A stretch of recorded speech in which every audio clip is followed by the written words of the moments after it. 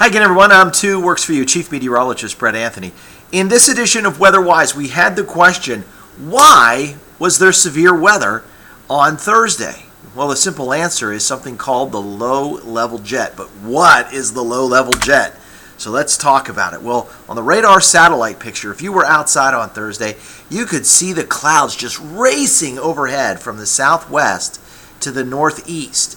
Of course, we had this big trough out here in the west. This was a big storm that was moving in, but then we had these strong winds coming up out of the southwest at about 5,000 feet, and we call that the low-level jet. So what causes the low-level jet? Well, you have to have a big temperature contrast between warm air and cold air. And there was a cold front out in the western high plains near Denver and western Kansas. So we had cold air out there to the west, warm air out here to the east, and the winds start to flow in that direction from the warm air back toward the cold air. But the winds are deflected thanks to the Coriolis Effect.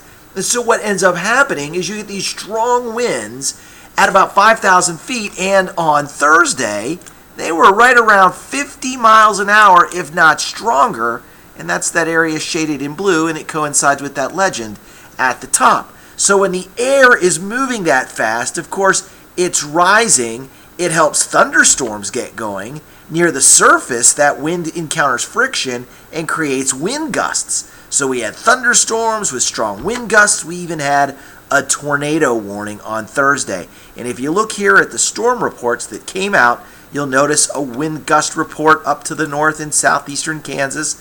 In fact, this one was around Cherokee County. A mesonet recorded wind gust of 57 miles an hour. We had some wind damage reported in Fort Smith, Arkansas. Also some wind damage near Howe in LaFleur County. Trees down there. And then, of course, we had the tornado warning where a storm chaser reported a tornado crossing Interstate 40, and that was at about 2:30 in the afternoon. Of course, our mobile meteorologist, John Haverfield, was in Okemah as that circulation was going overhead, and he did not see anything.